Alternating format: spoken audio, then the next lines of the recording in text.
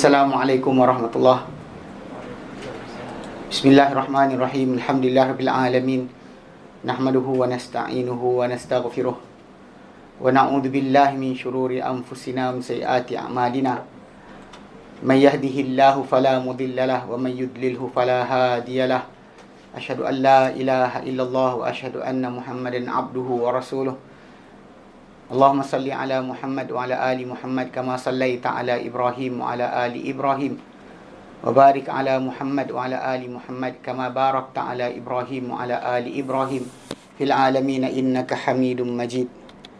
Rabbi shrah li sadri wa yassir li amri wa hlul 'uqdatam min lisani yafqahu qawli, amma ba'.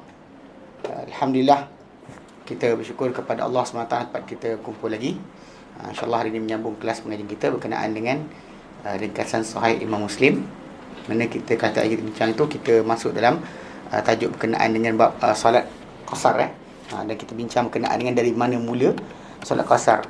Dan cuma hari itu kita apa? Kita bincangkan juga sekejap. Okey, panjang cerita, tak baca hadis pun kan? Tak kita baca. Sepatutnya baca tajuk baru.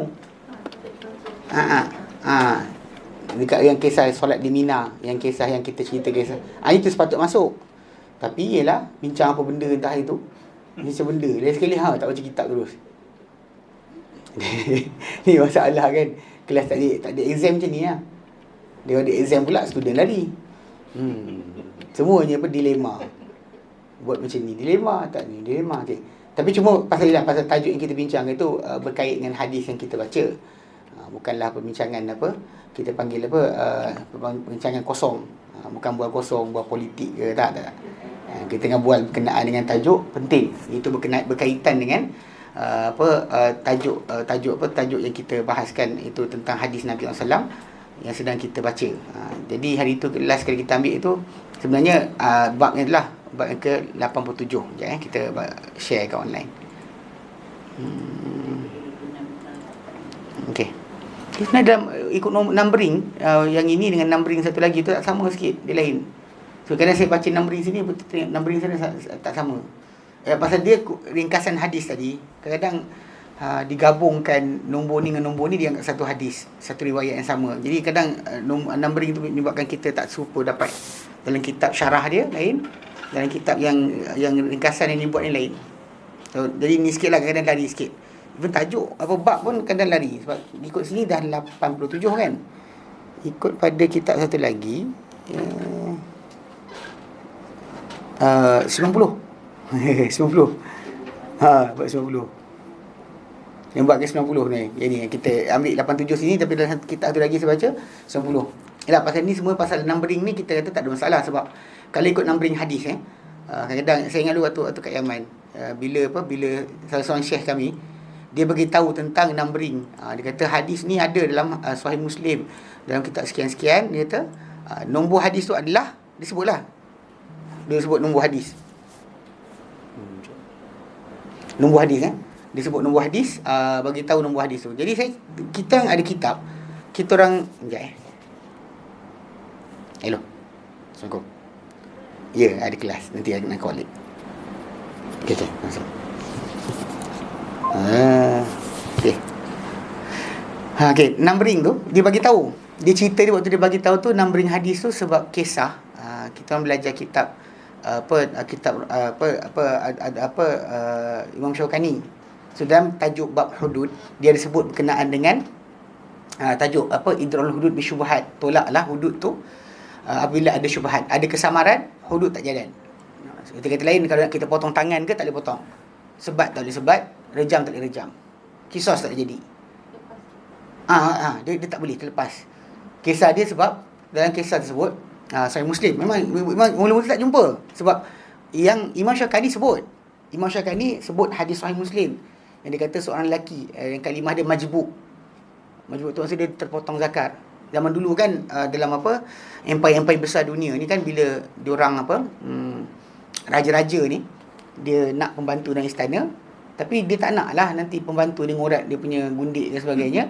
So dia letak peraturan lah, zaman tu masuk istana kena potong kemaluan. China antara yang besar sekali. China tu dalam istana tu yang ada kemaluan hanya lelaki, hanya raja je. Mara China je, lain semua tak ada. Kena potong.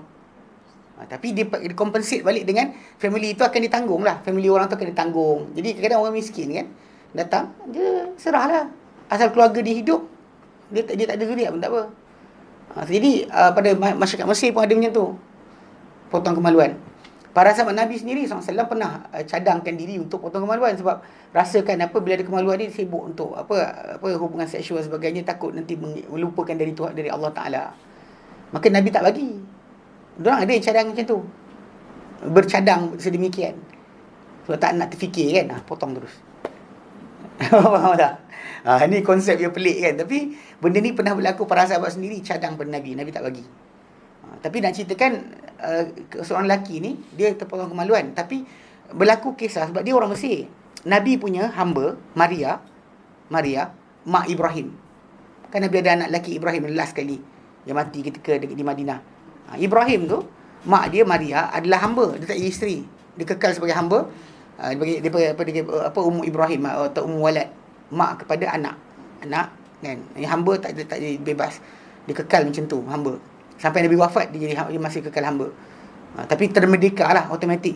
Ibu kepada anak tuan, dia akan automatik merdeka bila tuan tu mati. Kalau tuan tu buat hubungan dengan hamba dia, dapat anak, maka ibu hamba tadi digelar Ummu Walad, ibu kepada anak tuan. Kalau tuan tu, dan tuan tak boleh jual. Sebaik saja perempuan tu lahirkan anak dia, dia tak boleh jual, dia tak boleh hadiah, tak. Kedudukan dia macam isteri betul, cuma tak ada status lah macam warisi harta, tak ada. Tapi nasab anak tadi, yes, nasab kepada bapak dia, itu tuan tadi. Jadi bila tapi kalau tuan tu mati, maka hamba tu termerdeka secara automatik. Tak ada siapa kuasai dia. Jadi bila kisah Maria ni, dia orang Mesir, lepas tu kemudian ada orang Kipti juga yang lelaki datang jumpa dia. Dia senegara. Kan jumpa senegara macam kan, daripada Jakarta, saya daripada Bandung, saya sekian kan. Ada Maria Kiptiah. Qaf. Qaf. Kipti tu bangsa dia. Even dia when they say Christian Coptic. Christian Kipti. Bukan Coptic tu bukan nama aliran sebenarnya. Dia nama bangsa. Nama bangsa. So orang Mesir dengan Kipti. Qaf ba ta. Kipti. Okey, keturunan situlah. Musa tak? Musa bukan keturunan. Nabi Musa tempeling orang tu mati. Ya betul. Bangsa tu. Cuma banyak mana bangsa tersebut masih lagi tu kita tak tahulah banyak, tapi kita tahu dia bahasa sendiri sebagainya. Cuma bila Islam datang, pernah ceraikan isteri juga kan? Ceraikan isteri yang dia tak sentuh. Yang dia pernah cerai dan dirujuk balik, Hafsah, anak Umar, pernah diceraikan dan dirujuk balik. Adapun yang lain kisah Ibnatu Jaun, anak seorang lelaki nama Jaun, John ke Jaun, Jim Waw Nun, Jaun, Ibnatu Jaun. Dia isi Nabi lah pergi ajar. Bila Nabi datang dekat kan, Nabi, engkau cakap pada Nabi SAW, kau kata dengan dia, a'udzubillahi mink, nanti Nabi sayang kau lagi.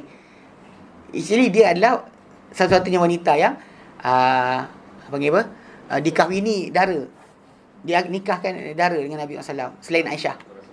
Tapi bila dia cakap a'udzubillahi mink, maka Nabi kata, laku ada irtibi azim, kau dah minta perlindungan dengan benda besar, pergi balik ikut keluarga engkau.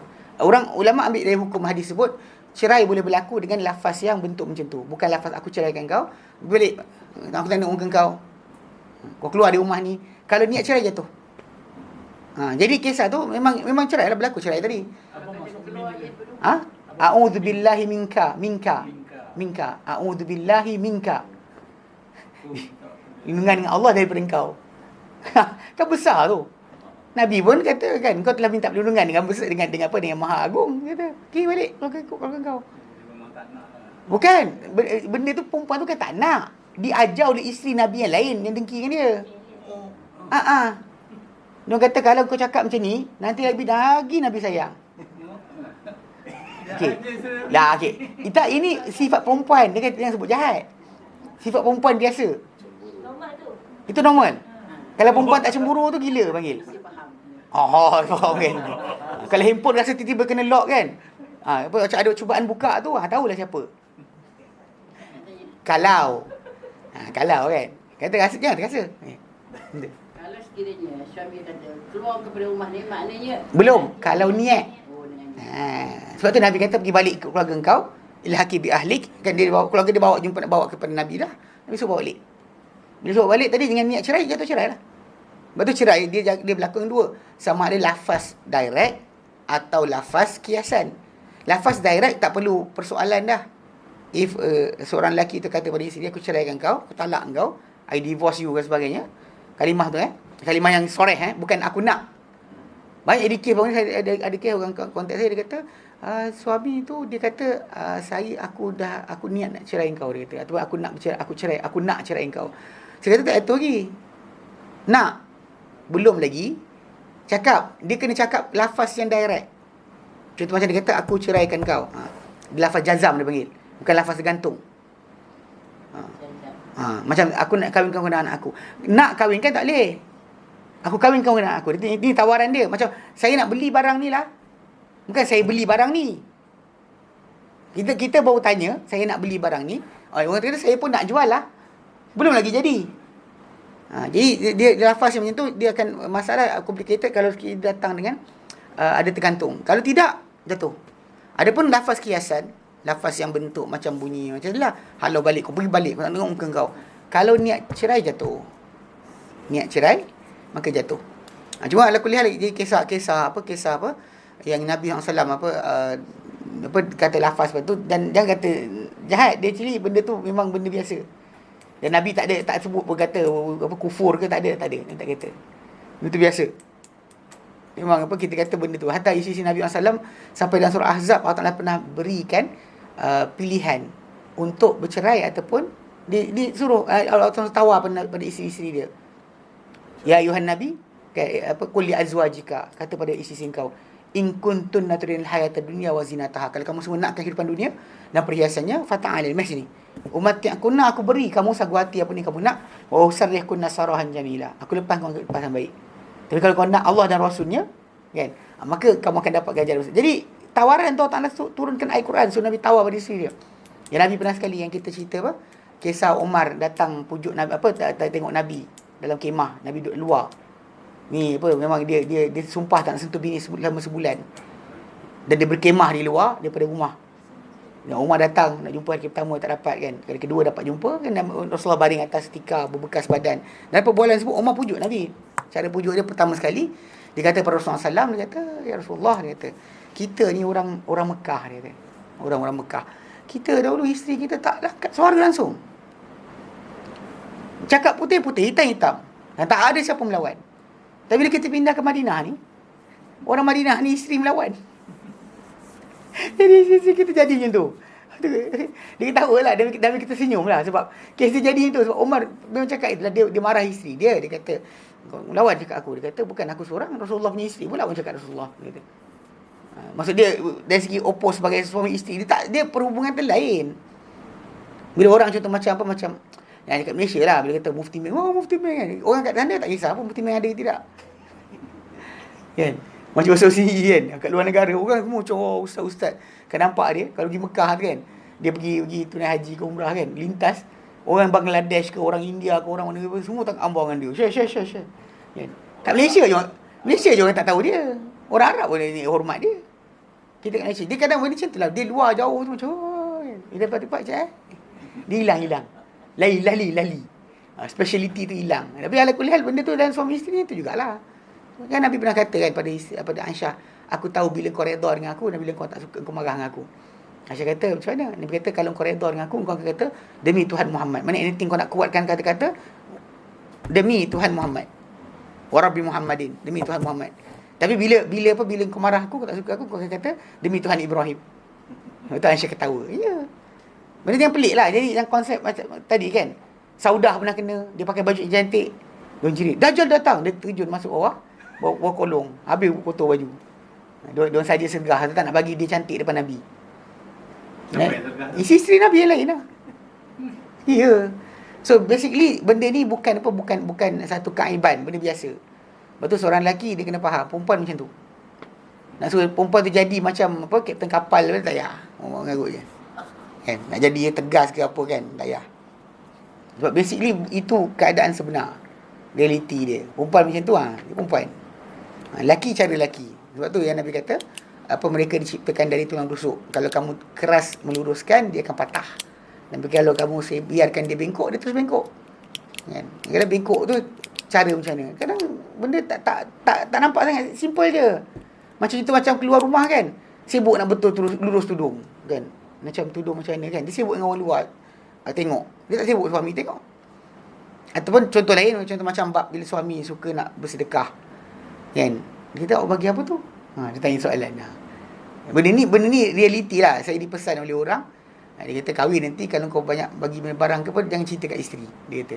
Sebab cerita dia, saya tengok realiti dia memang betul. Kadang-kala bukan setiap hari, kadang-kala tu datang tak nak makan pun. Macam budak lah, macam anak saya kan. Dia kalau saya tak ambil, dia tak nak. Saya pegang aja, nak. Dia terus nak. Kan? Kalau tak cuit, tak nak. Kan? Saya tak baring kat tempat dia, tak kisah. Kalau saya baring, nak baring situ juga. Dia sikap biasa. Kan? Tapi pada orang perempuan, benda tu dia bukannya benda buruk. Sebab dia memang manja macam tu. Manja inverted comma. Faham Ya. Ya kan je. Yang kata tidak. Okay, jadi hari tu kita bincang kan. Pasal lari situ jauh gila. Ada kita tajuk tu? Tak ingat. Okay. So jadi kalau kita nak fahamkan bincang kita tu kan, kita ambil berkenaan dengan pengertian hadis pengertian hadis yang kita baca tu. Memang kita bincangkan berkenaan dengan tajuk bila orang tu berterusan orang tersebut dalam keadaan qasar selagi tak niat untuk iqamah. Dan kita kata Nabi sendiri SAW 10 hari duduk Mekah, tapi para ulama ceritakan masalah perpindahan baginda. So kalau kita duduk luar negara pun, melancong dan sebagainya, kalau kita move around macam tu pun, kita boleh terus jamak dan qasar sepanjang perjalanan kita. Tapi kalau kita station pada satu tempat sahaja, dan station yang tempat saja, tak keluar lebih daripada 4 hari, lebih dari 4 hari, satu tempat, macam orang write kertas soalan dia tak boleh keluar, tak boleh merayau. Lepas habis kerja nanti barulah timbul tajuk, tangkap gambar, pergi sini. Tapi kalau sekiranya ketika mula masuk ke hotel tu untuk write paper, dia tak boleh keluar. Jadi dia station kat situ, macam orang yang station dekat pelantar minyak. Sampai kat tempat tu dia kira mukim walau tengah lautan, hatta Jumaat kena buat. Hatta Jumaat pun kena buat. Walaupun dia kata topik kita awak tak belayar kalau kapal bergerak. Yes. Tapi kalau benda tu station je, terus hilang privilege sebagai seorang musafir. Tidak lagi seorang musafir. Baik, hari ni kita baca bab ke-88. Tapi kalau dalam kitab tu lagi sama satu Kita baca mantan dulu. Bab qasrus salati bi Mina. Bab qasrus salati bi Mina. An Ibn Umar radhiyallahu anhuma qala Shalla Rasulullah sallallahu alaihi wasallam bi Mina raka'atain. Shalla Rasulullah sallallahu alaihi wasallam bi Mina raka'atain. Wa Abu Bakrin ba'dahu wa Umaru ba'da Abi Bakrin wa Uthmanu sadra min khilafatih. Wa Abu Bakrin ba'dahu wa Umaru ba'da Abi Bakrin wa Uthmanu sadra min khilafatihi. Thumma inna Uthmana salla ba'du arba'an. Thumma inna Uthmana salla ba'du arba'an. Fakana ibn Umar idza shalla ma'al imam shalla arba'an. Idza shalla ma'al imam shalla arba'an. Wa idza shallaha wahdahu shalla rak'ataini. Wa fi riwayatin makana sadran min khilafatihi thamani sinin aw qala sitta sinin. Mi'atain arba'a wa thamanin. Wa an Abdurrahman ibn Yazid qala Shalla bina Uthmanu bimina arba'a raka'atin.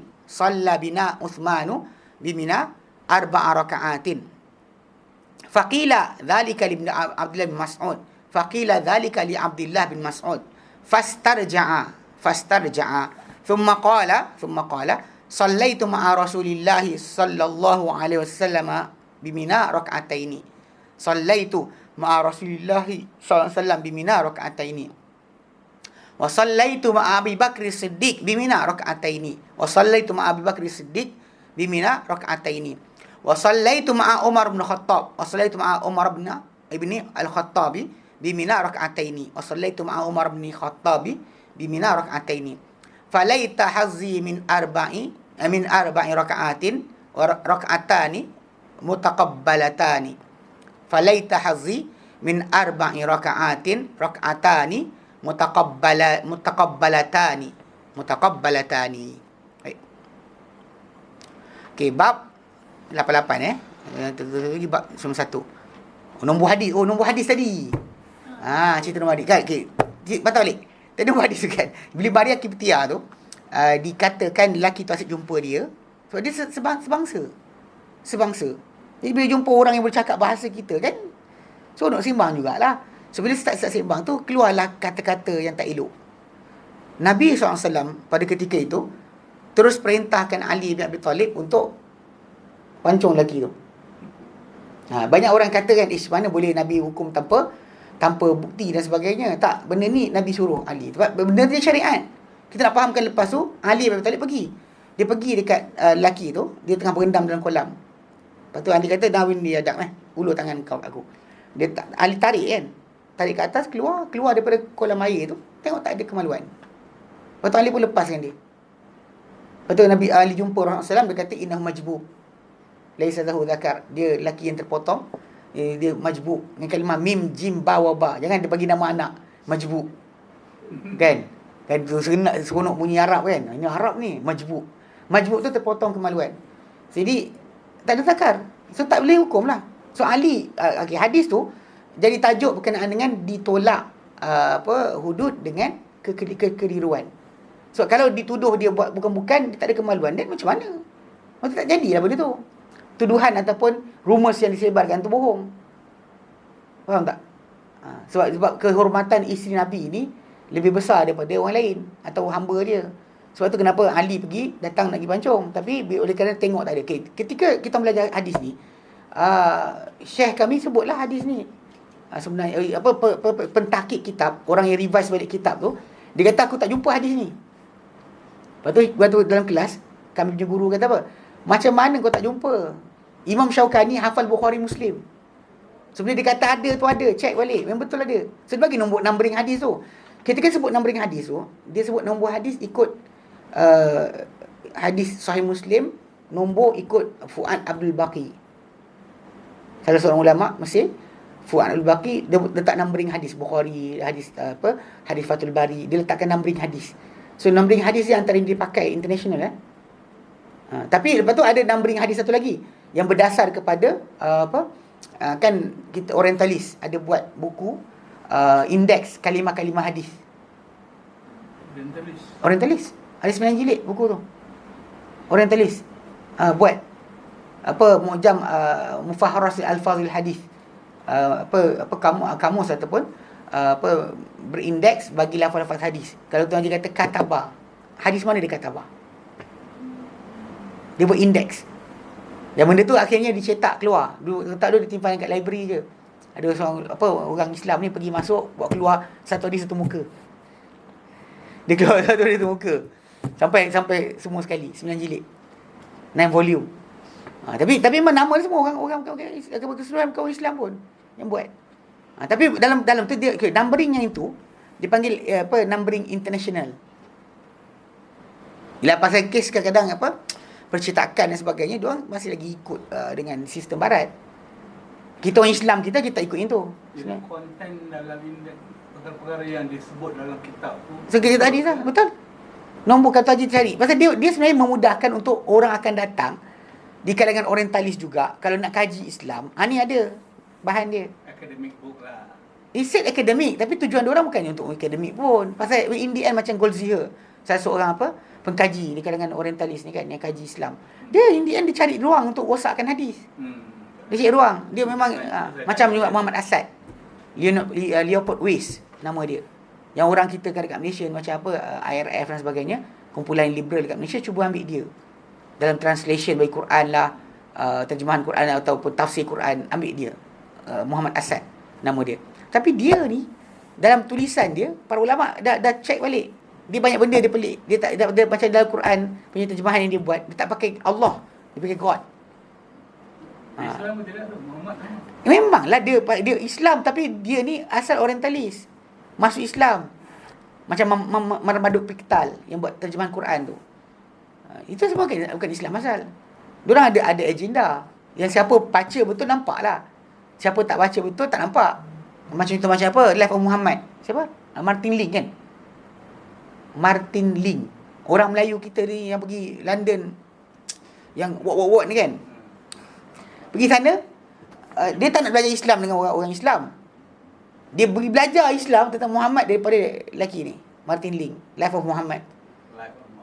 Jangan beli buku tu, tak payah kan, bagi lagi. Tapi memang kalau pergi jumpa geng-geng konon-konon wak-wak ni kan, yang duduk London, UK kan, lepas tu kemudian kononnya ada sikit Islam punya ni, dia baca buku Martin Link, dia tak baca buku Sirah Nabawiyah yang ulama Islam karang. Dalam tu masuk sikit, nampak kita time habis dia baca ni, dia ada sengit sikit kepala dia. Ada sikit sengit. Yang kenal ulama Islam kita nampaklah dia lari kat mana. Yang fahaman liberal, yang pelik-pelik ni, muncul daripada orang macam ni lah. Orang yang belajar Islam daripada tulisan orientalis. Dia tak nampak, tak perasan. Tapi orang tu akan, dia pusing sikit. Dia di ujung tu dia larikan sikit. Nampak ujung tu, memang tengok lepas dia baca tu, dia orang kata, oh hebat. Tapi ketika dia baca kata hebat tu, dia punya cara faham sejarah, faham tentang Nabi, faham kepatuhan agama, tak sama dah. Tidak serupa lagi. Tidak lagi dalam acuan Islam. Majoriti yang kata, yang baca-baca, saya dah baca lah buku Martin Link. Dia di sini, dia nak tahu Islam tapi ikut bahasa Inggeris. Dia mengagungkan sangat bahasa Inggeris sampai last sekali macam tu. Siapa lagi ada beberapa orang. Dia memang ada. Bahkan ada orang yang terkenal kat Malaysia yang dia ni duduk London sebagainya kan. Pakar ini, pakar itu. Tu bila tengok dia keluarkan statement pelik-pelik kan. Kawan dia cakap dulu kat sana dia belajar dengan orang ni. Dengan apa? Orientalis. Untuk apa? Untuk belajar tentang Rasulullah lah pun. Dia ada classes dia orang hadir. Macam usrah. Tapi dengan orientalis yang kononnya masuk Islam, tak masuk Islam pun. So ada dia pergi, yang seorang tu dia pergi sini jumpa dengan family tu, kita tak Islam. Dia mati tak Islam. Orang duk sangka Islam, tulisan tu macam bunyi Islam sangat.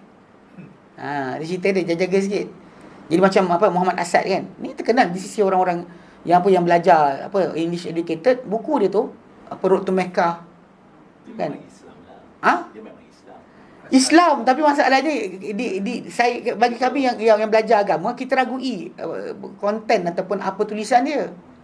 Sebab dia dilantik oleh kerajaan Pakistan jadi duta khas ke PBB sebagainya bagi pihak Pakistan. Dia menetap di Pakistan lepas daripada masuk Islam. Tapi dapat lihatlah tulisan-tulisan ni tadi pada umat Islam sampai sekarang tersebar lagi Muhammad Asad ni. Bahkan kita pelik bila ada ustaz kita ni pun duk baca. Saya macam kan. Bahkan di tanah Arab dia komen dah pasal dia bila dalam buku dia tu Ustaz Fasan Ustaz Asir terangkan. Bila dia cerita berkenaan mukjizat nabi-nabi lain, semua dia buatkan metafor, bukan betul. Tapi kalau mukjizat Musa hakiki. Dia lari-larikan sikit, orang tak perasan. Macam tak gunakan Allah, dia gunakan God. Bahkan dalam konten masalah pengertian. Contoh macam apa? Macam pengertian contoh macam apa? Ketaatan pada Rasulullah tu diorang interpret lain. Sebab tu in the end kumpulannya akan tinggalkan hadis. Jadi sebab tu macam orientalis kan, macam kita di Malaysia pun satu zaman dulu memang yang mengajarkan Islam di Malaysia ni adalah orientalis. Bukannya orang Islam. Pasal di universiti kan standard English, bukan standard Arab. Belajar Islam punya teks bahasa Arab, tapi awak belajar dalam bahasa Inggeris. Yang sesat lah. Mana boleh macam tu? Pasal kalau kita ambil bahasa Inggeris sekalipun, bahasa Arab kena ada basic. Mana boleh kita pakai pasal bahasa Arab tu, bahasa Inggeris tu, atau terjemahan dalam bahasa Melayu sekalipun, choice of words yang mungkin tak tepat. Itu banyak orang tak tahu. Jadi kes tadi kan numbering hadis tu, numbering yang Syekh kami sebut, numbering Fuad Baki. Numbering yang dipakai, yang kitab kami beli, yang dapat daripada universiti Darul Makrifah, daripada numbering, international numbering. Dia panggil Tarkim Alamiah. Jadi bila kita compare, tak jumpa. Ni saya jumpa Syekh, saya kata, doktor pensyarah tu kan, saya kata, tak ada.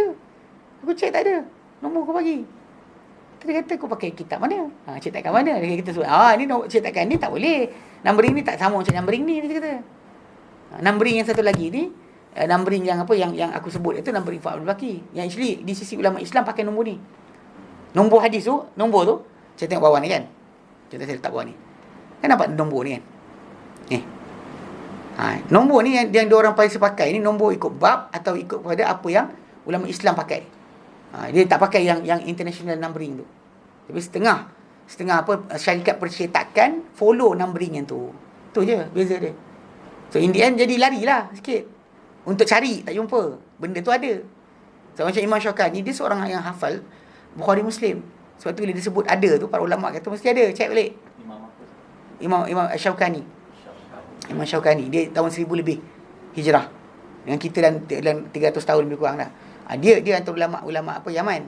Yang mana dia ni zaman pembentukan kerajaan Saud tu kan, dia hidup zaman tu. Dia tak dapat pergi haji. Sebab ada orang tuduh dia sokong Muhammad Wahab sebagainya kan. Jadi untuk lintas tu tak boleh. Zaman tu masih kerajaan Osmaniyah menguasai. Tak pergi haji. Dia tak pergi haji. Tapi dia cerita buat haji. Buat fiqah dia cerita, tapi tak pernah pergi haji. Dia tak dapat peluang pergi haji. Yang cerita kan. Jadi macam Imam Syaukani ni dia kira macam dengan kita beratus tahun je lah. 200-300 tahun juga. Tapi dalam kes tulisan ni tadi, timbul tajuk tadi dia ni hafal Bukhari Muslim. Lepas tu bila dia karang kitab fiqh tu, memang dia refer balik masalah dalil tu dia kuat.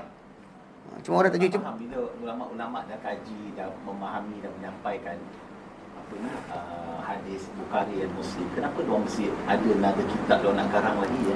Itu bukan penjelasan, the translation, because apa yang datang dalam Bukhari Muslim tu, hadis Bukhari Muslim dia pasal first thing first, bila sebut Bukhari Muslim, diorang sendiri tak kata kami cover semua hadis.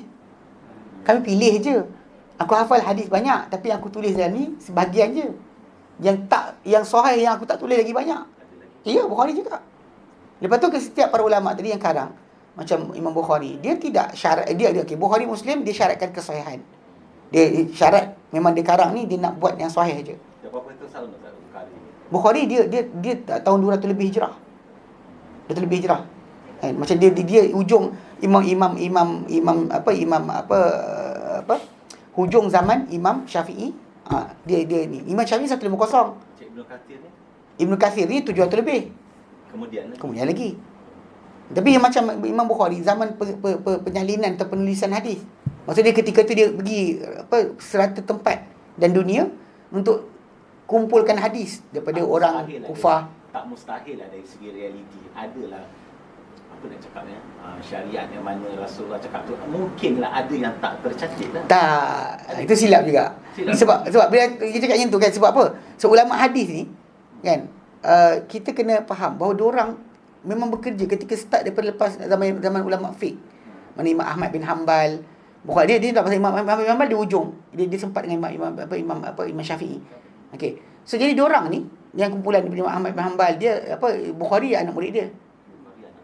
Bukhari, betul Bukhari pula anak murid Bukhari, Muslim sendiri, kemudian Tirmizi. Imam Tirmizi kan. Jadi bila ikut reference, memang diorang semua ni zaman penulisan. Semua orang duk serata tempat dan pelusuk dunia Islam ni sibuk kumpulkan hadis. Dan kumpul hadis tadi, kita pergi tempat mana adanya para sahabat pergi. Dan negara-negara tersebut terkenal. Pernah dengar ke Imam Khuzaimah? Ibn Khuzaimah ya, dia buat. Tapi dia cuba buat. Dia terkenal. Bahkan dia anak murid Imam Syafi'i. Dia cuba buat hadis sahih tapi tak ada kitab sahih, tapi tak dapat level Bukhari lah. Dia ada beberapa orang yang cuba buat hadis kitab sahih ni. Selain daripada Bukhari, Muslim, Ibn Hibban dengan Ibn Khuzaimah. 4 orang ni lah. Tapi yang diterima pakai oleh semua orang lepas kajian dibuat cek balik, 2 orang ni je diorang kata. Yang selepas Al-Quran tak ada yang lebih kuat kesahihan dia banding 2 ni. Okey, ulama-ulama yang lain macam Imam Tirmizi dan sebagainya, diorang kumpulkan hadis. Hadis yang kumpulkan berdasar pada contoh macam dalil apa yang dipakai oleh orang ramai untuk beramal. Dalam masa yang sama dia sendiri kadang dhaifkan apa yang dia jumpa. Imam Tirmizi Dia macam tu. Dia bawa hadis ni tak sahih sebab ada orang sekian. Hadis ni ada sekian, perawi sekian dia sebut. Dia tak tinggalkan kosong. Yang orang bercanggahan, hadis yang dia diam. Dia tak kata hadis ni apa hukum. Yang tu yang orang ada kontradik. Ada percanggahan. Kalau dia kata hadis ni gharib. Adakah gharib tu maksud dia jalan satu perjalanan periwayatan, maksud dia dhaif ke tidak? Tu. So kita tahu bahawa gharib itu bukan kedhaifan. Gharib tu masalah hadis tu jalan periwayatan dia satu je. Ikut pada pengertian, bila kata gharib, maksud dia sahabat Nabi yang cerita seorang je.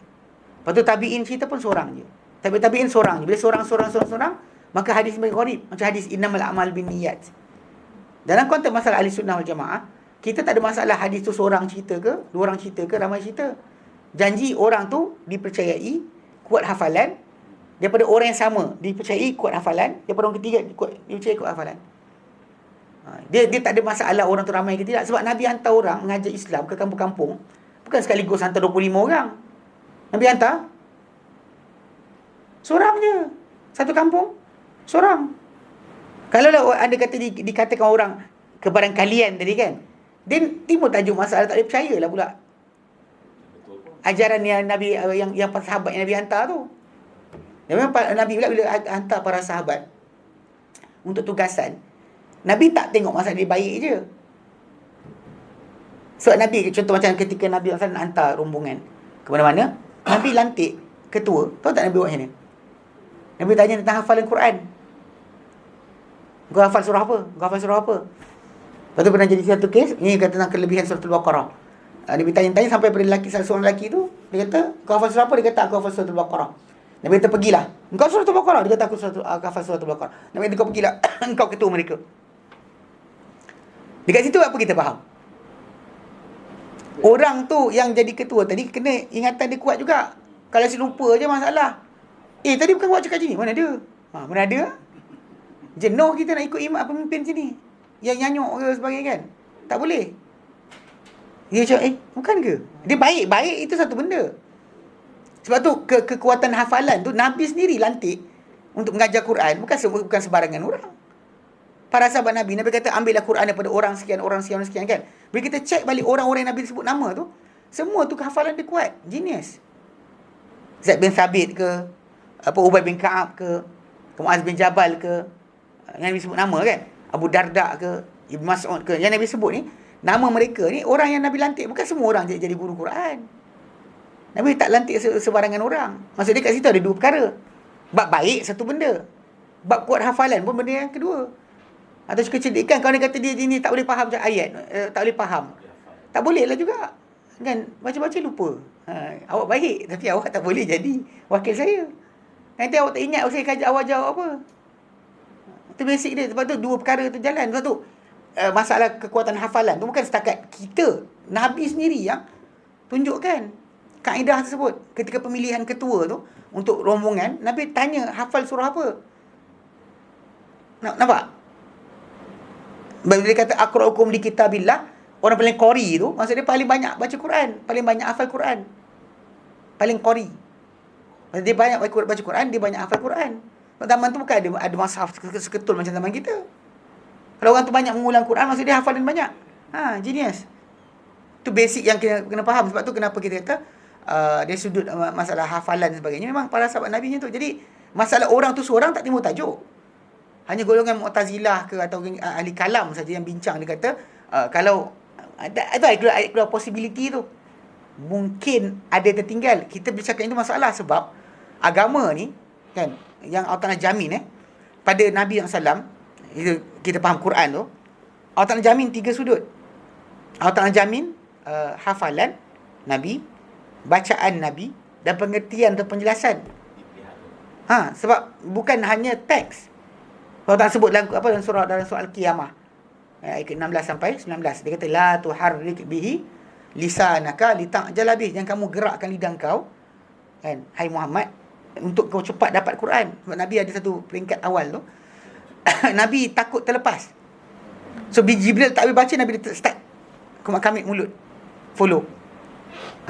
So Nabi, Allah Ta'ala kata jangan gerak lidah kau untuk kau cepat dapat Quran. Betul tak jawab? Inna alaina jam'ahu wa Qur'anah. Sampai ke atas kami lah perhimpunan Quran tu dan juga pembacaannya semula. Mana kami yang jamin. Fa idza qara'nahu, bila bacakan Quran tu, fattabi' Qur'ana, ikutlah bacaannya. Mana itu Allah Ta'ala jamin apa? Himpan dalam dada Nabi, Allah Ta'ala jamin. Alaina, kami yang tanggung penghimpunan Quran tu dalam dada kau dan pembacaannya. Dua. Baca Nabi takkan silap. Hafalan Nabi pun bukan macam hafalan kita. Nabi punya hafalan tanpa ulangan. Tanpa perlu macam kita. Kena, kan? Dia tak payah. Macam Allah kata dalam surah Al-A'la, sanukri'uka fala tansa illa masya-Allah. Kan kami akan baca pada engkau takkan lupa. Siapa yang Allah Ta'ala kendaki je. So Nabi punya bacaan takkan silap. Allah Ta'ala jamin dah tu kan. Kemudian ujung tu, thumma inna alaina bayanahu. Kena kat atas kamilah penjelasannya. Surah Qiyamah 16 sampai 19. So kat sini pemeliharaan Quran tu 3 sudut. Bukan hanya setakat masalah bacaan. Hafalan Nabi, bacaan Nabi dan juga penjelasan yang Allah Ta'ala beri kepada Nabi. Sebab tu kita tak boleh tak boleh kesangsian apa masalah jumlah ramai ke sikit tadi tajuk. So possibility pula macam tadi kan, yang cerita seorang tapi yang dengar ramai. Yang dengar daripada Nabi ramai, tapi ketika menceritakan balik seorang. Kenapa seorang je cerita? Sebab orang ramai yang kemudian tabi'in contohnya, dia tak pilih sebarangan para sahabat untuk tanya soalan. Sebab ikut level sahabat, semua orang, hatta badui kencing dalam masjid tu sahabat. Badui kencing dalam masjid tu, dia sahabat. Tapi yang menjadi rujukan untuk agama, pasti bukan orang macam dia. Pasti orang-orang macam Abu Bakar, Umar dan sebagainya kan. Dan sebab tu kenapa kita lihat banyak ditanya soalan tentang agama daripada mereka. Mereka ni ditanya berkenaan hukum hakam dan sebagainya. Macam Abu Hurairah sendiri, orang tanya kenapa kau ingat kan tak lupa. Sebab Nabi pernah buat, dia kata dia lupa apa Nabi cakap. Dan orang kata kenapa kau hafal banyak. Dia kata yang ni sibuk berkebun, ini menjaga, ini berternak. Aku duduk dengan Nabi berpanjangan. Walaupun 3 tahun akhir hidup Nabi kan, tapi dia duduk dengan tempoh yang berkenaan. Dia tak lari tinggalkan Nabi. Duduk manjang, Nabi keluar rumah dia ikut follow. Manjang ikut. Berbeza dengan para sahabat lain yang datang selang-selang. So kalau dia dapat ingat banyak, tak pelik. Tak pelik. Sebab dia duduk manjang dengan Nabi. Towards the end of hayat Nabi, dia duduk dengan Nabi SAW. Dia pindah ke Madinah tahun ke-7 Hijrah. Tapi dia tak dipilih jadi khulafa Rasyidin. Tak, dia tu masalah. Dalam konteks masalah apa tajuk ni, kita kena faham masalah kedudukan Abu Bakar, Umar. Diorang ni adalah as-sabiqun al-awwalun, orang mula-mula awal masuk Islam. Jadi towards the end. Bukan dia masuk Islam awal, tapi dia datang tinggal dengan Nabi lewat. Itu bukan memburukkan dia. Tapi kita nak ceritakan dekat situ masalah kefahaman dia ke dan sebagainya tak jadi macam yang lain. Betul Umar pernah tumbuk dia pasal bila dia jumpa bawa kasut Rasulullah keluar daripada satu taman. Nabi tengah rendam kaki kat situ. Nabi kata barang siapa kau jumpa luar kebun ni, luar tempat ni, beriman dengan Allah Ta'ala dan beriman dengan Allah Ta'ala dan hari akhirat, maka khabarkan untuk dia syurga. The first guy dia jumpa Umar. Gembiralah kau dengan syurga. Umar tumbuk dia, bang jatuh. Ya. Bila dia macam tu, bila dia nangis. Dia jumpa Rasulullah nangis. So kata kenapa? Dia kata Rasulullah, Umar tumbuk aku. Lepas tu Nabi kata, apasal Umar? Dia kata, ya Rasulullah, engkau kesuruh dia tadi keluar daripada tempat ni, jumpa orang, siapa yang dia jumpa beriman Allah Ta'ala dan hari akhirat, mana khabarkan untuk dia syurga. Nabi kata, ya. Dia kata, ya Rasulullah, kalau kau buat macam tu nanti, orang berhenti beramal. If the letter of acceptance dah ada, confirmation dah ada, Umar cincai lah. Dah ada jaminan. Jadi Nabi kata, jadi kalau kau cakap dia orang akan berhenti beramal. Nabi kata kalau itu biarkan mereka beramal. So jadi Nabi pun berhenti daripada teruskan suruh berita gembira tadi. Tapi Abu Hurairah kan tumbuk. Dia follow by the dot kan Nabi suruh. Tapi kan tumbuk lah pasal ni kefahaman understanding yang kita kata pada Umar, ada kefahaman tadi. Yang dia faham kalau benda jadi keluar semua orang dapat berita gembira, amal Islam akan berhenti. Sebab tu bahaya. Ada kita panggil kita panggil fake Umar, kefahaman Umar tu Nabi iakan. Nabi tak kata kau Rasul ke aku Rasul. Nabi tak kata kau Rasul ke aku Rasul. Kan? Aku tahu ke kau tahu. Tak ada, Nabi tak cakap itu. Itu nak kena faham kan. Nabi mengiktiraf tentang kefahaman Umar. Kefahaman itu Nabi iktiraf. Very far-fetched. Far-fetched. Benda tu benda luar. Dia cakap firasat, tapi benda tadi dia pula tak ada macam orang kita. Start je rasa firasat betul semua, buka-buka syarikat sebagainya. Kan, buat syarikat bagai jual-jual barang-barang. Atau bahkan buka air jampi. Mana diorang, para sahabat, walaupun Nabi pernah clarify macam tu pada dia tak pernah rasa dia special. Lepas tu bila orang tegur dia, Ali ke tegur dia ke, siapa-siapa tegur dia, macam Umar kan, pernah sekali bila dia nak limitkan mahar perkahwinan perempuan pada zaman dia tadi, limit dengan jumlah tertentu. Lepas tu bila dia cakap dia nak buat macam tu, seorang perempuan datang jumpa Umar, dibaca Al-Quran, suratul Baqarah. Ayat. Kan. Nombor ayat je. Qintar. Okey, bukan surah ni apa? Bukan. An-Nisa ayat yang ke-20. Kita bincang tu. Kan dia kata wa in aratum istibdal zaujin makanan zaujin. Kalau kamu ada niat untuk tukar ganti isteri satu lagi. Kan nak jaga dua-dua tak mau, tapi nak tukar. Ceraian ni ambil baru.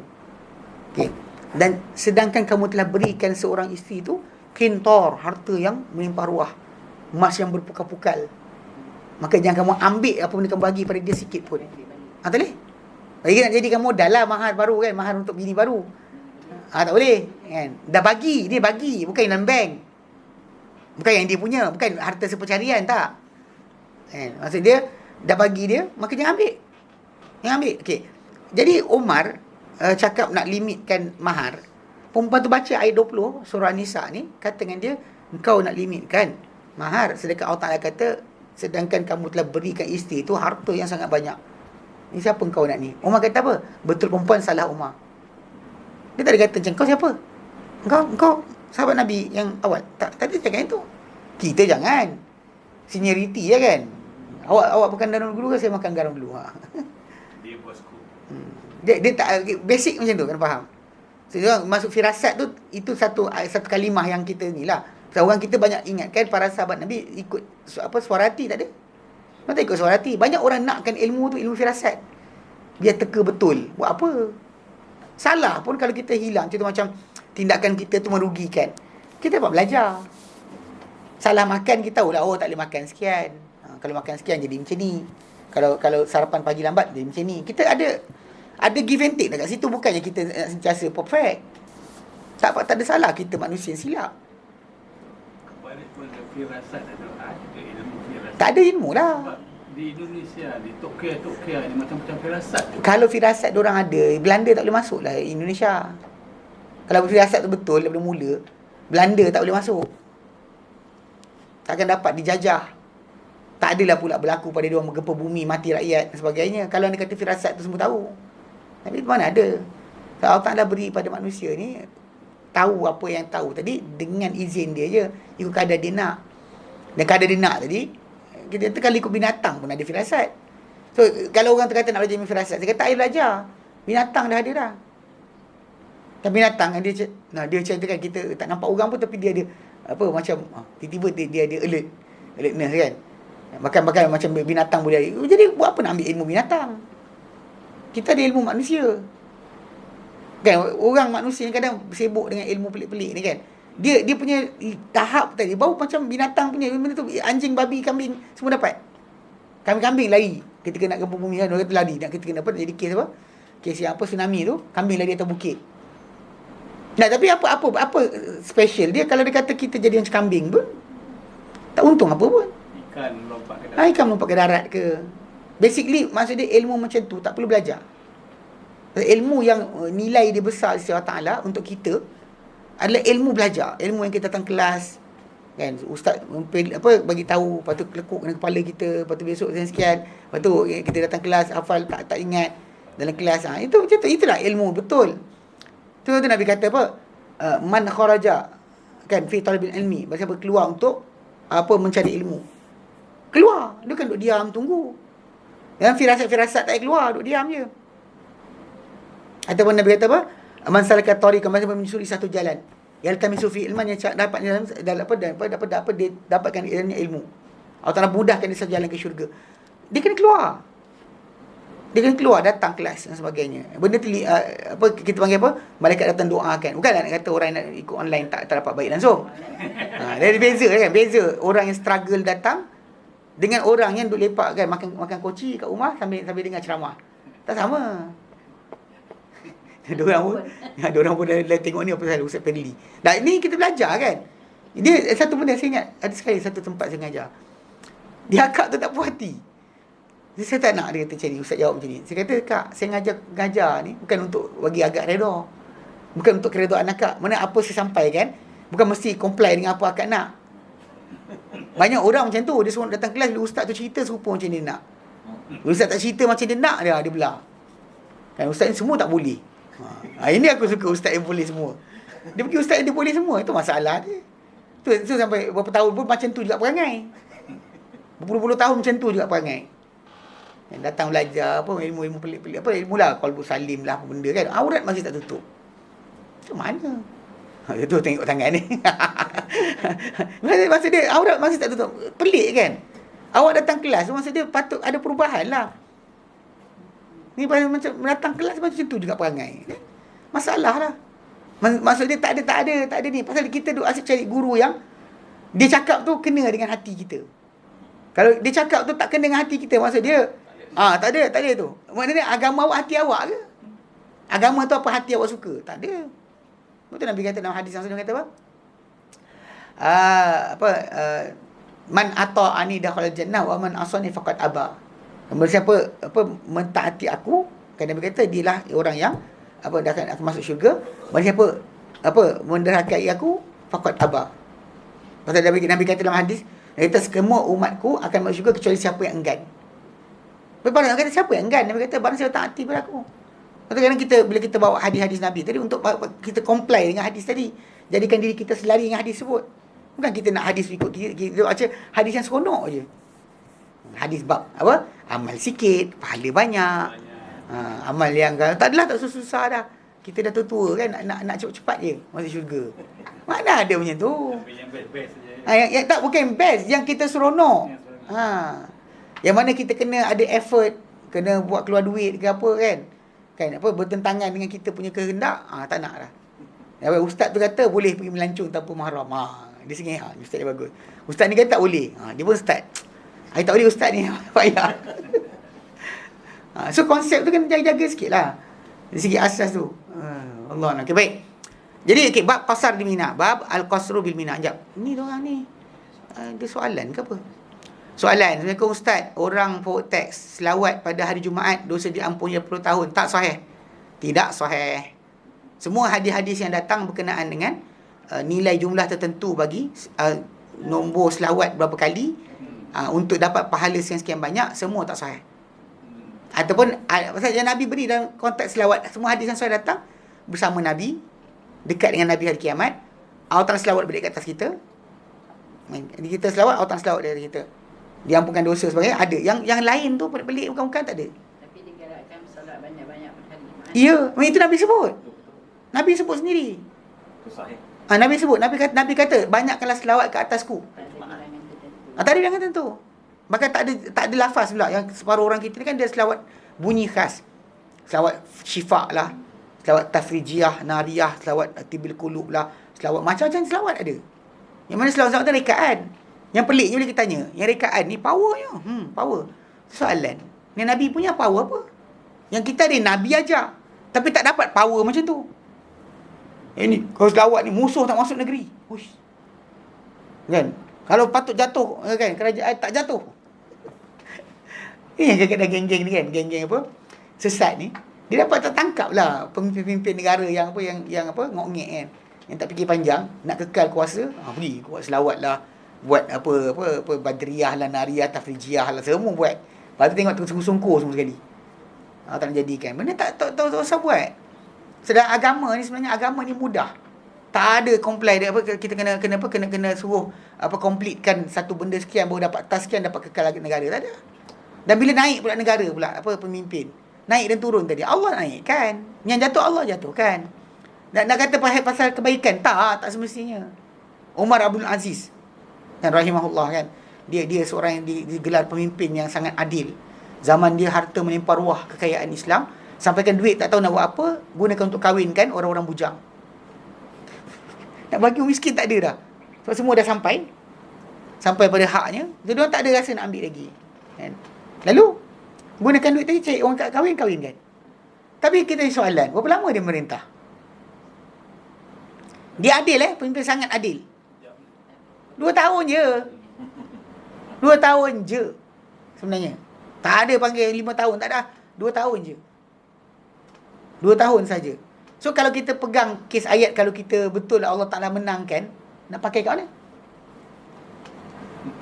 Kat mana nak letak? Kalau kita betul adil, Allah kekalkan kita. Soalan, itu orang tu baik, Allah tak kekal lama. So dia salah lah. Tak. Dia tak kata dia meninggal ke apa? Ha? Dia meninggal. Dia dibunuh kot. Saya tak pasti. Nanti cari. Tapi ala kulihal 2 tahun je. Dia merintah dengan sangat adil tapi 2 tahun. Jadi kena faham bahawa baik itu bukan syarat untuk kekal. Baik itu syarat untuk dapat pahala ganjaran besar di sisi Allah Ta'ala. Kita kumpul sana, kumpul sini buat apa? Kan? Allah Ta'ala lindung kita ikut kadar dia nak. Kalau tidak, para sahabat Nabi yang mati dibunuh, kan? Selain Abu Bakar, kan? Umar mati dibunuh, Ali mati dibunuh, Osman mati dibunuh. Kan? Kita kata, kan diorang siapa? Umar siapa?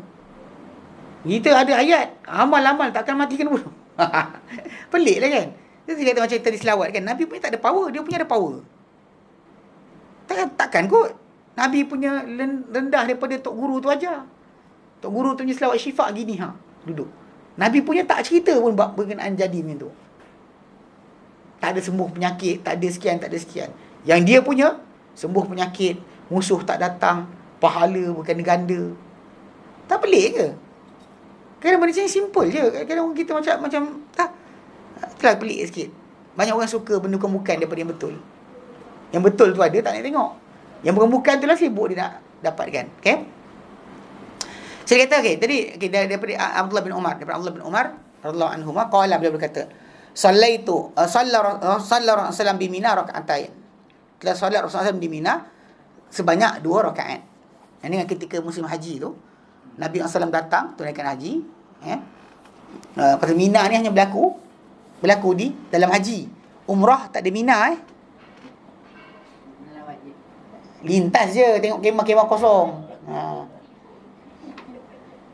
Mina hanya ada dalam haji. Arafah hanya dalam haji. Tidak ada ketika mana umrah. So jangan cari Mina di umrah. Orang tak tunjukkan supaya pengalaman je. Tahu tempat. Arafah pun umrah, Muzdalifah pun haji. Tak ada, umrah tak ada. Tengok tempat dia bawa lah, pergi Jabal Rahmah tu. Tengok orang, tengok unta, tangkap gambar, kan. Itu je lah, seronok. Lepas tu datang orang kita panjat bukit tu, pergi seru jodoh. Sembayang dah. Seru jodoh, tambahan dia. Saya dah naik atas bukit tu, saya seru tak dapat apa. Dia kata, ya kau pergi panjat bukit tu buat macam tu, buat apa? Mana Allah Ta'ala ajar macam tu? Kau suruh bangun seperti akhir malam, solat, minta Allah Ta'ala apa kita nak. Bukannya bangun pergi panjat bukit tu. Pelik tu kan. Panggil jodoh dia. Kata Jabar apa? Dekat situ dia kata kononnya Hawa panggil Adam. Arut lah. Semua benda tu bukan yang dalil hadis Nabi. So di mana Adam Dia tak usah tahu pun tak apa. Tak penting pun. Tak penting. Kalau tahu pun tak tambah pahala. Yang kalau tahu kat mana pun, yang kat jaga ni tak adalah pula gini cari ni sekian ni lah. Suka tak suka ini Yes. Syurga akak ni kat ni tak ada tempat lain. Tahulah mana pun Adam jumpa kat mana, kat KLCC ke. Tak ada kaitan pun. Betul ke Adam dia turun kat India ada orang? Itu kata-kata orang. Afrika. Tak ada kata Afrika, ada kata sekian. Semua katalah kata. Tak penting pun tahu. Sebab kerak bumi kita ketika zaman Adam turun bukan macam sekarang. Semua campur. Semua gerak-gerak macam tu. Kerak bumi kita bergerak. Lepas dia kata dia satu National Geographic kot. Dia ada how the earth is made. Dia punya slogan dia made every day. Macam mana bumi dibuat tiap hari. Until now, sekarang ni masih gerak lagi lah kerak bumi kita. Mana nak berhenti? Ada pernah kita orang dekat rumah cadang nak tampal peta dunia. Lepas tu bila saya cerita isteri saya kata, Tapi kalau tampal sekarang macam ni, nanti beberapa tahun akan datang tak serupa dah. Tak payah, tak jadilah, tak jadi. Tak jadi tampal. Tak, memang kerak bumi kita bergerak-gerak. So ketika Adam jatuh, turun ke bumi, mana tempat kaki dia jejak, mana kita tahu? Mana tahu India lagi. Mana tahu India mana? Mana India tahu wujud tidak. Itu masalah dia. Pasal orang kita terlampau apa? Dia ingat dunia ni statik. Sedangkan kerak bumi kita ni bergerak, berjalan. Bahkan bila digelar Makkah tu Ummul Qura, perkampungan ibu segala kampung. Sekarang kita waktu Ismail datang dengan Hajar, Ibrahim letak dekat situ. Mana ada orang? Kalau ibu kampung masih semua tamadun dekat situ, tapi tak ada orang pula. Pelik juga. Itu pasal kita tahu kemungkinan ketika mula settlement yang pertama tu kat situ. Lepas tu kampung merebak-rebak lepas tu. Tapi dia lepas bergerak-gerak kerak bumi dan sebagainya, dia itulah duduk dia akhir sekali. Sampai sekarang kat situ tempat dia. Tapi masih, dan kerak bumi masih berjalan. Tak ada berhenti. Lepas tu bila Adam turun mana, tak tahu pun tak apa. Pasal kita requirement tu tak ada untuk itu. Kalau tahu Adam turun mana dapat syurga Firdausil A'la, cari. Pasal benda tu kadang-kadang maklumat tu ada pun tak berubah. Apa macam geng-geng yang apa patriot apa yang ada kat Facebook tu, yang kaji apa tentang kita ni anak siapa, orang Melayu ni anak siapa, ini bangsa ni anak Sam, ni anak sekian, kita anak siapa tak tahu. Kita keturunan mana? Tahu keturunan, kalau korang tak solat sama je Jahanam kan. Tak ada nilai pun. Masa Nabi kata man batta'a bihi amaluhu lam yusri' bihi nasabu. Man siapa dilambatkan oleh apa amalan dia buat, takkan dicepat kepada keturunan yang dia ada. Nasab dia takkan cepatkan dia. Tapi orang banyak sibuk tentang benda tu. Memang kita terseronok dengan ada keturunan. Memang keturunan kita tahu kita anak siapa ni. Dan Quran pun kita dapat lihat Allah Ta'ala tegur ketika nak tegur Bani Israel kan, anak-anak Ya'qub, tentang perangai mereka yang tak elok tu. Allah Ta'ala pujuk dengan ya Bani Israel, hei anak-anak Israel, untuk pujuk diorang. Mana reminding seseorang tentang asal keturunan dia bagus, tapi bukan itu kemuliaan utama. Waktu Nabi pada apa Hajjatul Wada' kan, haji Nabi yang the first and the last yang Nabi buat kan, Nabi SAW isytihar kepada orang ramai. Nabi sebut berkenaan dengan apa kullukum min Adam kan, mana kamu semua manusia sama data, seperti gigi sikat. Tiada kelebihan Adam Ajam ke atas Arab, Arab ke atas Ajam. Semua kamu daripada Adam dari tanah. Itu yang diajar terakhir Nabi ajar. Walaupun sebenarnya kedudukan kabilah tu penting kan, pasal kekeluargaan kan, memang kita bangga dengan keturunan mana. Tapi kita punya tradisi pula, orang Melayu kita hafal atuk paling jauh 4. Orang Arab 20. Kawan-kawan saya kan, aku bin sampai yang ni, sampai sahabat Nabi ke, sampai sekian, dia orang bangga dengan keturunan mereka. Tapi macam kita pula paling tinggi 4. Bin sekian, lepas tu entah. Itu tak tahu. Itu cerita dia. Diorang jaga sebab tu. Tapi balik pada asal, in the end, kebanggaan dengan keturunan tadi, Islam bawa pada solution. Mana apa perangai kita sekarang, orang Melayu kita sekarang, tidak sibuk bangga dengan keturunan mana.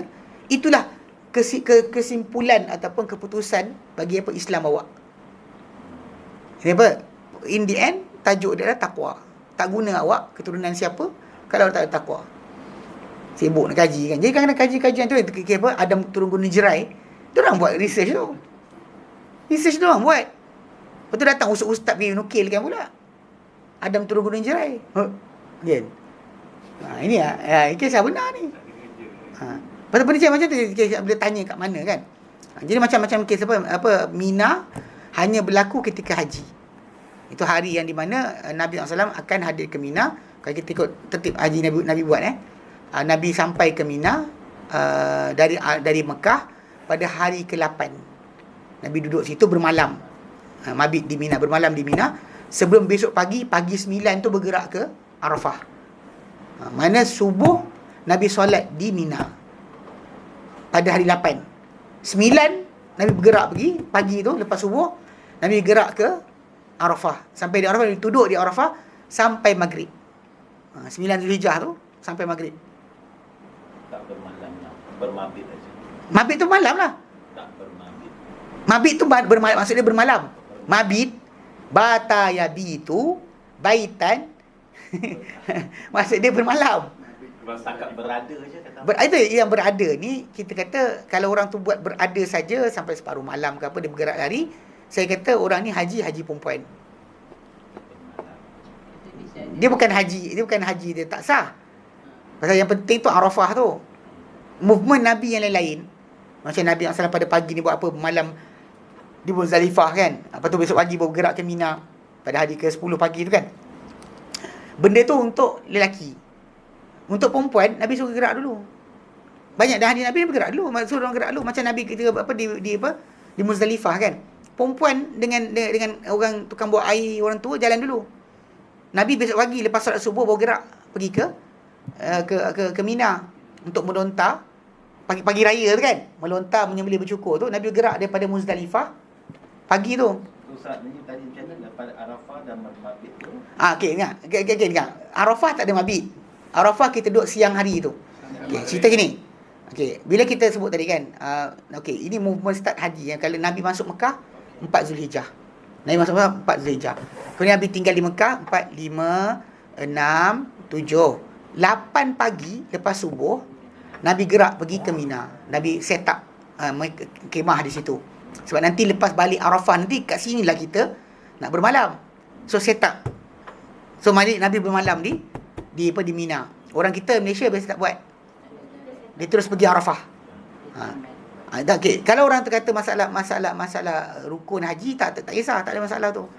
Bahkan masalah nak katakan diwajib tak, pasal ada para sahabat Nabi terus pergi Arafah pun ada. Cuma diorang sampai pergi Arafah terus, kita ni pergi Arafah awal-awal. Cuma saya kata kalau orang tu buat juga, bukannya haji dia tak sah, tapi dia jadi macam haji perempuan lah. Orang perempuan, movement Nabi buat tu, yang perempuan tak ikut sekali. Macam lari-lari anak 3 round kan, perempuan tak berlari. Maksud dia ada timing lain untuk dorang untuk tawaf. Orang perempuan kat Arafah ni Tak kisah, tak sama lelaki pun tak apa. Masa timing tak sama tak apa. Tapi Nabi punya timing macam tu. Pagi ke 8 pergi di Mina, set up kemah, tidur situ. Tidur. Mana hari 8 malam 9 tu tidur di Arafah. Tidur di Mina. Okey, kemudian subuh sebagai saja lepas solat subuh di Mina tu settle gerak pergi Arafah pagi 9. Pagi 9. Lepas subuh tu gerak. Sampai di Arafah. Duduklah situ di Arafah sampai petang. Sampai maghrib. Lepas matahari terbenam barulah bergerak. Ini Nabi bergerak tinggalkan Arafah, patah balik arah Mina, tapi singgah di Muzdalifah. Tinggal di Muzdalifah. Di Muzdalifah Nabi tidur pada situ. Nabi tidur. Orang kita lari awal. Tapi tu pakai podong pula dia gerakkan. Okey, yang itu saya tadi, orang yang gerak awal tadi, perempuan, kanak-kanak. Zaman Nabi dulu, orang tua, tukang bawa air jalan dulu. Nabi tunggu situ sampai subuh. Solat subuh di Muzdalifah. Kemudian baru Nabi SAW bergerak pergi ke Mina. Bila 10 lah. Itu pagi 10 lah. Pagi 10 tu melontar, menyembelih bercukur. Habis 3 benda tu, Nabi pun bergerak balik ke Mekah, tunaikan tawaf ifadah, dan patah balik sebelum maghrib, patah balik ke Mina untuk bermalam malam 11, 12 dan 13 di Mina. Itu cerita dia. Jadi kalau ikut pada movement kan, memang kita kata Mina ni tajuk dia adalah ketika haji je lah. Ustaz, lepas Mina melontar tu balik ke Mekah lah. Balik Mekah. Balik Mina. Balik. Oh. Kita dah Mekah dah habis lah. Kahwin lah. Tak, orang kita ni pasal kita balik Mekah tu kena balik malam balik. Kita semua macam nafas awal lah. Tak, bukan nafas awal. Sebab Nabi buat macam tu. Orang kita biasanya dah duduk di Mina, kekal dekat situ. Pergi tawaf ifadah nanti hari balik kat Mekah. Bertahlul tu di mana Ustaz? Bertahlul di Mina. Yang mana? Yang melontar menyembelih bercukur. Pagi 10 tu. Yes. Melontar. Dah balik Mekah tu tak tahlul lagi lah. Dah ambil. Bahkan tawaf ifadah tu tahlul 2. Siapa dah melontar menyembelih bercukur, dia halal semua benda kecuali perkahwinan. Everything is permissible. Nak pakai minyak wangi, baju berjahit boleh. Tak payah berihram lagi. Tak ihram. Tak, ihram dia ada dua lock. Bukan satu lock, 2 lock. Kalau kita umrah, 1 lock je. Kita cukup habislah. Habis selesai tu kita settle. Tapi kalau ketika haji, dia 2 lock. Lock pertama kita buka bila kita melontar, menyembelih bercukur. Ini panggil tahallul awal. Settle tahallul awal. Tahallul sani bila kita tawaf ifadah, tawaf haji. Barulah di situ terlepas dari kita semua larangan haji. Larangan umrah ihram. Pasal kalau tidak, kalau orang tu buat melontarnya lebih cukup, kemudian dia balik Malaysia terus. Ketika itu dia tak boleh buat hubungan dengan isteri dia. Isteri boleh buat hubungan dengan suami. Sebab tu kenapa datang daripada fatwa para ulama. Contoh wanita tu tadi terpaksa tinggalkan Mekah awal. Sedangkan dia tak tahu ifadah lagi. So macam mana? Dia kata balut badan, tawaf je. Sebab dia bukan tawaf ibadat, dia tawaf untuk batalkan ihram. So Rasulullah balik ke Mekah tu untuk tawaf dengan sa'i. Ya, tawaf. Tawaf kemudian patah balik. Kalau orang dah sa'i ketika mula datang, kalau orang yang buat defraud, dia datang sekali je. Sa'i tak payah dah ketika tu. Kalau orang yang datang tamattu', dia kena buat 2 kali lah. Mana tawaf ketika hari dia buat umrah, ketika mula sampai Mekah, dia tahallul, dia potong sikit rambut dia, kemudian dia sambung balik 8 pakai ihram, sambung balik kerja. Lepas tu hari yang ke-10 tu, kalau dia pergi balik Mekah, dia buat tawaf ifadah, sa'i kena buat juga. Tawaf dan sa'i. Tapi kalau orang yang buat ifrad, dia buat sekali je, tawaf je. Sa'i yang dia buat awal tu dah masuk sekali. Dah masuk sekaligus. Tak payah dia buat ulang. Balik Mina. Balik Mina sebelum maghrib. Pasal nak malam di Mina, Asal dia pergi. batal balik. Ketika tu jangan main. Teksi harga ratus.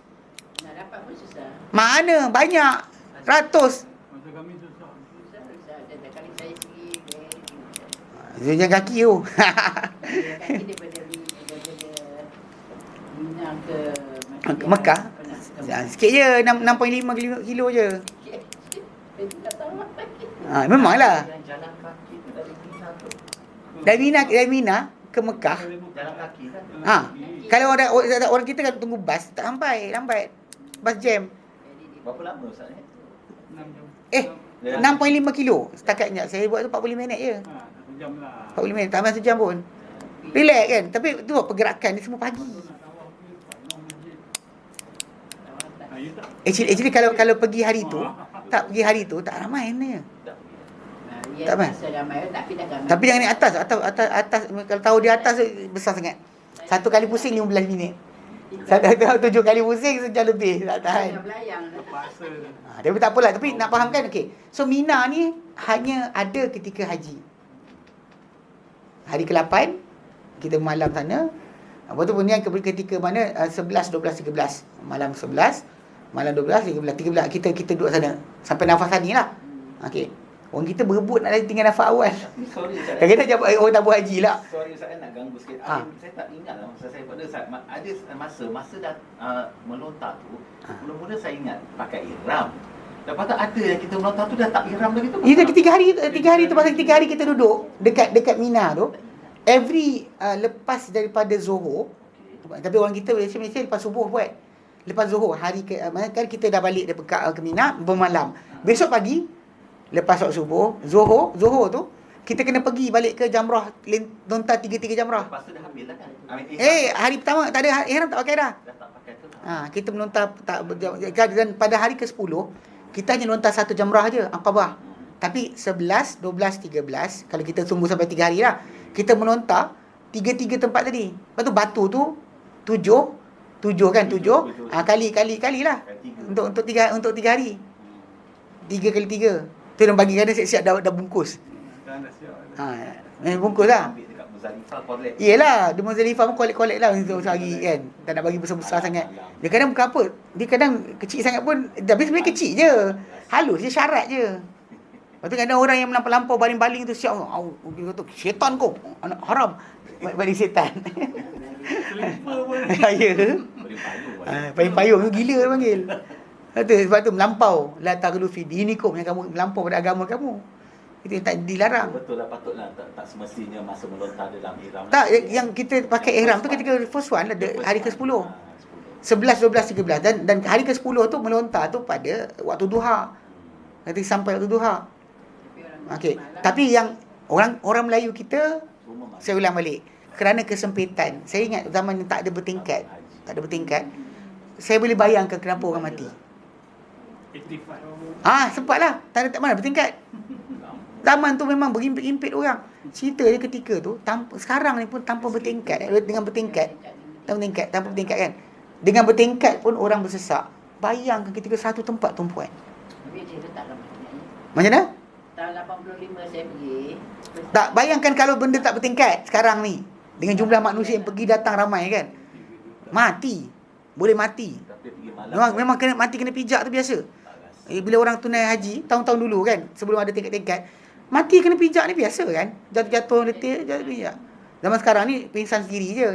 Masa tu pun belum ada walker later. Wah, tak ada walker later. Mana ada. Bahkan tu cerita kelakar dia. Sebab tu orang-orang nak tunaikan haji, saya nasihatkan siapa yang muda pergi kalau ada peluang. Sebab dah tua letih.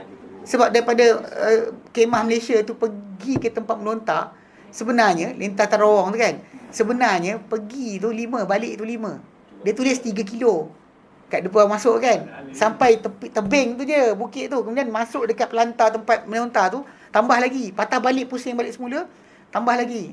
Geng-geng yang pakai jam apa, yang ada apa, yang ada dia kata ustaz 10 dia. Mana larat pakcik-pakcik tu. Tapi malam okey lah. Ha? Malam. Orang tak itu nak ikut tadi siapa buat pada tajuk lain tadi macam tabung haji sarankan tu, itu untuk keselamatan lah. So basically kalau siapa tak mampu untuk ikut timing yang Nabi buat, dia buat macam tabung haji sah. Dan bahkan tak dia kata tak ikut sunnah. Ayat tu salah. Sebab Nabi yang mudahkan. Nabi kata pada hari berkenaan, buatlah tak ada masalah, buat tak ada salah. Itu Nabi punya kata-kata ketika pelaksanaan haji. Nabi sendiri buat.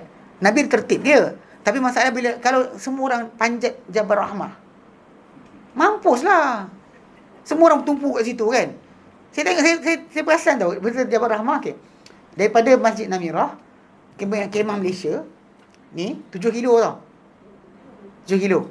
Saya kena sebab saya buat. Saya patah balik kan. Jadi saya kata mana kemah Malaysia? Saya tengok peta tu dia tulis. Jadi saya patah balik kemah Malaysia. Dia ada signboard. Jadi perjalanan dari sini ke sini, Jabal Rahmah kat sini.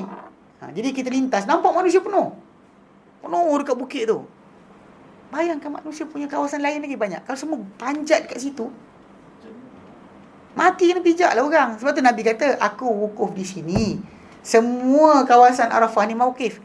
Aku duduk di sini, tapi semua kawasan sekian ada sekian. Lepas tu bila diorang asingkan kemah tempat, bahkan orang Malaysia punya di Mina, dia punya tempat nak pergi apa, dia di Muzdalifah tu, tempat diorang berhenti tu, sebelah tu Mina. Sebelah Mina kan. Nampak ada kemah Mina. Kita duduk ni Muzdalifah sepadan. Tapi ketika di Arafah kita jauh sekali lah. Daripada ni 7 kilo.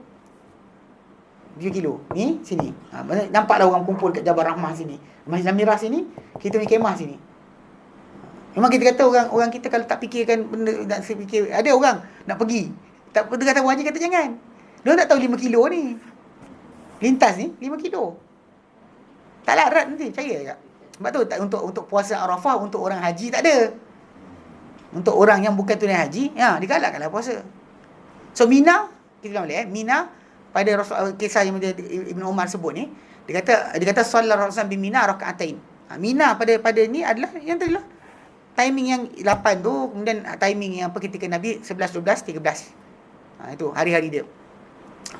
Dia kata salat Rasulullah SAW di Mina rakaatain. Wa Abu Bakar ba'dahu, dan Abu Bakar selepas Nabi. Wa Umar ba'da Abu Bakrin, dan Umar selepas Abu Bakar.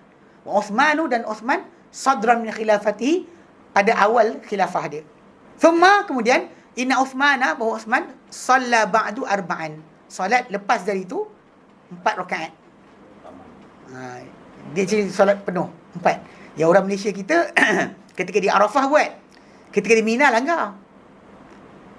Di Arafah dia buat jamak tamam, macam kisah Osman buat. Tapi di Mina, orang Malaysia kita buat jamak qasar pula. Macam mana? Bukan, cerita dia bukan. Maksud dia jemaah imam yang dilantik dalam kemah-kemah tu bila solat, dia suruh solat ni jamak qasar. Sambil lah kita bertakbir lah. Dan lepas solat takbir Allahu Akbar dalam kemah. Setiap kemah tu dia solat sendiri. Tapi nak fahamkan sekarang macam ni cerita dia. Kalau ikut kepada di Arafah tadi pun macam tu juga sepatutnya. Kita kalau ikut imam Masjid Namirah, dia solat dua-dua. 2 zuhur 2 asar.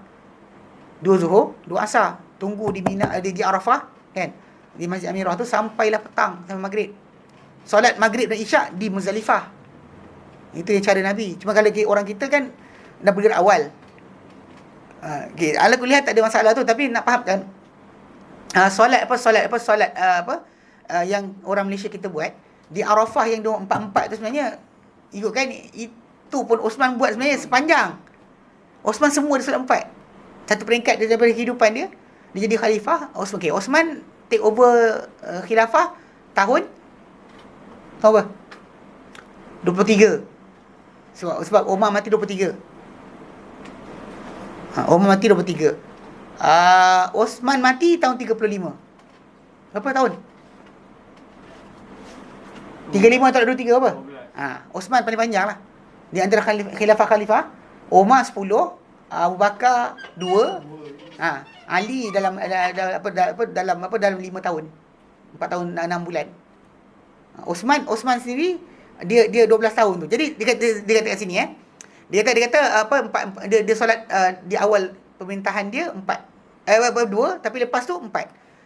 Jadi Fakan Ibn Umar, idza shalla ma'al imam, dia solat bersama imam. Itu Osman ataupun imam yang Osman lantik, shalla arba'an, dia solat 4. Macam mana Osman buat. Wa idza shallaha, dia solatkan wahdahu bersendirian, shalla raka'ataini, dia solat apa? 2 rakaat je. Kalau solat dengan imam, dia solat 4. Kalau solat seorang, dia solat 2. Kalau solat dengan imam, itu Osman, dia akan solat 4. Dia takkan langgar buat jemaah baru. Wa fi riwayatin, dan satu riwayat, makan kedudukan lafaz sadran min khilafatihi, pada awal khilafah dia disebut apa? Samani sinin, 8 tahun. Au qala sitti sinin, ataupun 6 tahun. Mana 8? Dia 14 kan? Kita 12 kan? 12. Tolaklah. So 4 tahun yang diorang rasa Osman solat, diorang dapat merasa Osman solat 4. Osman solat 4, tidak solat 2. Pada awal dia masih solat 2, 8 tahun atau 6 tahun. 8 atau 6 tahun. Baki khilafah dia sampai dia solat dengan ni, dan tahun yang dia mati, dia tak pergi dia tak jadi ketua haji. Lepas dia dibunuh di Madinah. Tahun 35 Hijrah, Osman bin Affan dibunuh di Madinah, bukan di Mekah. Dan dilantik orang lain untuk jadi ketua haji. Ketua haji tu dilantik oleh khalifah. Kita kalau zaman kita kan ni bahasa Sudais. Tahun saya pergi Sudais. Bukan Aisyah ya? Bukan Aisyah. Tak ada. Bukan Aisyah haji. Perempuan tak buat, tak boleh. Perempuan tak jadi ketua. Marah perempuan. Tak boleh. Tak boleh jadi ketua. Tak dilantik. Kalau patut dilantik, para sahabat lantik Aisyah. Lantik isi Nabi yang faham fiqah lebih daripada orang lain. Tapi orang tak lantik. Sebab para sahabat tak lantik, ini kita kata ijma' berkenaan dengan tidak letakkan wanita di hadapan untuk kepimpinan. Bukan sebab apa? Bukan sebab kerana diorang tak layak, tapi halangan-halangan yang banyak. Antara nak kena berduaan dengan orang bukan mahram, kemudian datang bulan pula. Jenuh lah. Kan dia nak mudi kan. Datang bulan dia mudi. Mudilah marah orang kan. Semua sekali jahat. Semua jahat. Dia seorang je baik. Okey. Fitrah. Tapi lah. Tapi orang perempuan tak nak berfikir. Iya, dah cakap macam ni, dia katalah fitrah. Cuma tak cakap macam ni. Semua nak ke depan kan. Nak sama rata. Ni saya cerita kelakar kan. Nak sama rata. Lepas tu kena pergi pasar raya. Ada parking perempuan dekat pintu. Kita pun nak juga. Parking di pintu kan. Rupanya perempuan je dapat. Kata sama rata. Kata sama rata. Kereta api pun. Kereta api pun asing. Bukan negara kita je. Jepun pun asing. Itu basic yang kita faham bahawa lelaki wanita tidak serupa. Walaysa zakarukal unsa. Lelaki tidak seperti wanita. Macam dikata dalam surah Al-Imran ketika dilahirkan Maryam. Kan bila Maryam punya mak mengadu, dia kata ya Rabb, kan wahai Tuhan, dia kata inni wada'tuha unsa. Aku lahirkan anak ni perempuan. Aku dah nazar, tapi aku lahir anak ni perempuan. Allah Taala lebih tahu apa yang dilahirkan kan, dan bukanlah lelaki seperti wanita. So faham yang tu. Baik. Wallahu a'lam. Di sini. Sambung kemudian. Wassallallahu ala sayyidina Muhammad sallallahu alhamdulillah rabbil alamin. Assalamualaikum warahmatullahi wabarakatuh.